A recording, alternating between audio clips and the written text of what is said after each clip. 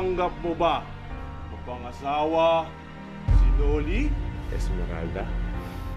Ang Delusion ay isang psychological thriller mula sa Viva Max na naglalarawan ng manipis na linya sa pagitan ng pantasya at katotohanan. Sumisentro ito sa kwento ng isang babaeng nabihag ng kanyang nakaraan kung saan ang mga eksenang sensual ay nagsisilbing metapora sa kanyang pagkaligaw sa realidad.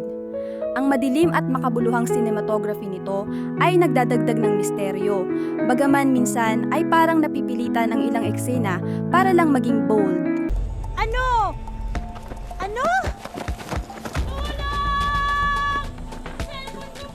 Tol, pasensya na. Pasensya na, Tol. Malaking pangangailangan ko.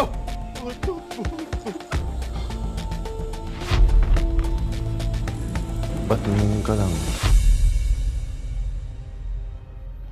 30,000. Ano, mag-iinarte ka pa? Isipin. Kitang-kita ang galing ng bida, lalo na sa pagpapakita ng emosyon mula sa pagiging marupok hanggang sa pagiging obsessively in love.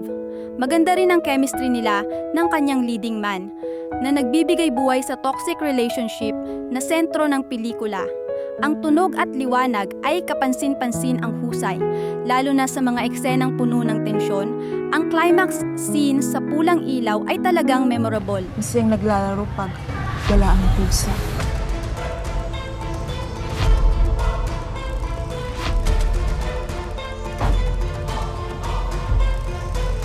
Sa kabila ng magandang konsepto, nahulog pa rin ang Delusion sa karaniwang formula ng Viva Max.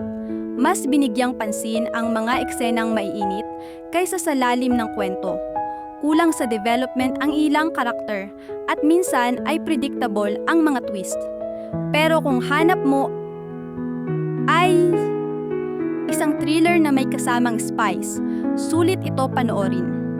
Rating 3 sa 5, maganda pero may room pa para sa improvement.